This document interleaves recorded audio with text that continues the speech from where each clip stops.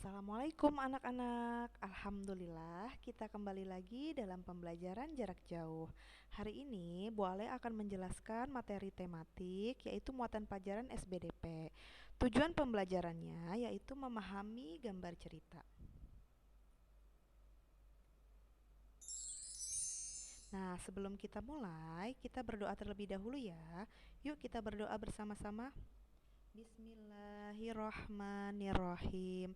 Raditu billahi robba wa bil islami dina wa bi muhammadin nabiyya wa rasula. Rabbi zidni ilma warzuqni fahma. Amin ya rabbal alamin. Nah, selanjutnya ada yang tahu ini contoh gambar apa ya? Ya, di gambar yang pertama ini boleh sajikan sebuah gambar. Ada yang tahu ini gambar apa? Ya, ini adalah gambar cover buku ya. Nah, selanjutnya yang gambar kedua. Nah, ini gambar apa ya? Ada gambar orang, ada ceritanya. Nah, ini disebutnya apa? Ya, ini adalah contoh dari cerita bergambar ya. Jadi ada cerita dan ada gambarnya.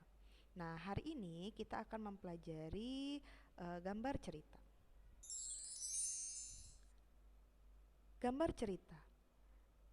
Gambar cerita adalah gambar atau serangkaian gambar yang mengandung sebuah cerita. Contoh gambar cerita adalah gambar ilustrasi.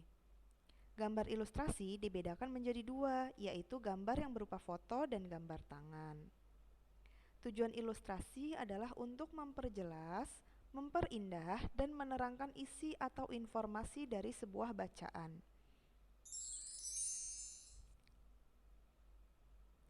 Langkah-langkah membuat gambar ilustrasi.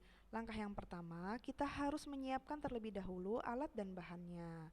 Ya, misalnya nanti pensil warna, pensil, kertas, dan penghapus. Nah, selanjutnya kita menentukan gagasan atau ide, ya. Gagasan apa yang mau kita gambar, ya, misalnya berupa pemandangan atau kejadian alam, ya. Nah, setelah menemukan gagasannya, kita membuat sketsa. Apa itu sketsa? Sketsa adalah rancangan gambar berdasarkan gagasan atau ide tadi. Dan yang terakhir, agar gambar tersebut menarik, kita beri warna. Nah, contoh-contoh gambar ilustrasi. Nah, yang pertama ini adalah cerita bergambar. Cerita bergambar adalah cerita yang disajikan dalam bentuk gambar. Yang kedua adalah komik. Komik adalah cerita dalam bentuk gambar yang dijelaskan dalam bentuk tulisan. Nah, di sini tulisannya berupa percakapan ya. Nah, selanjutnya ini ada gambar ya, gambar karikatur. Nah, karikatur adalah gambar yang melebih-lebihkan atau mengubah dari objek aslinya. Kalau kalian perhatikan di sini gambar pemain bola ini kepalanya lebih besar ya. Nah, ini disebutnya karikatur. Nah, ini ada kartun ya. Kartun adalah gambar yang berfungsi untuk menghibur dan berisikan humor ya. Selanjutnya ada cover buku. Ya, cover adalah sampul atau kulit buku pada bagian majalah atau buku. Yang keenam adalah pamflet atau surat selebaran. Nah, ini adalah contoh pamfletnya. Selanjutnya dekoratif. Dekoratif adalah gambar yang disajikan dengan mengubah bentuk objek aslinya, tetapi tidak menghilangkan ciri-ciri khasnya. Nah, ini ada contoh gambar kucing ya.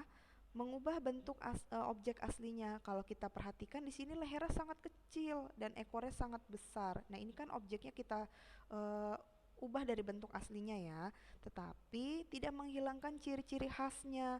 Kita perhatikan, lihat ciri-ciri khas kucingnya masih terlihat ya, mempunyai dua telinga, dua mata, mempunyai hidung, mempunyai kumis kucing ya.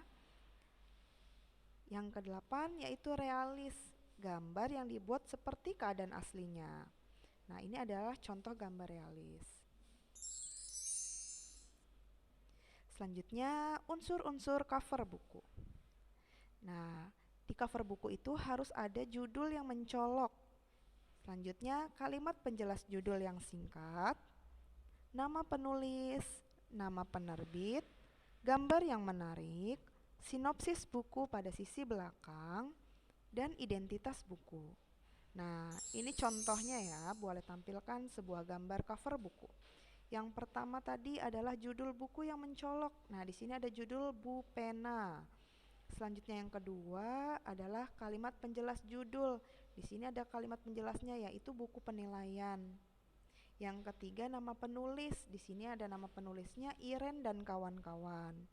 Selanjutnya nama penerbitnya. Di sini ada nama penerbitnya Erlangga.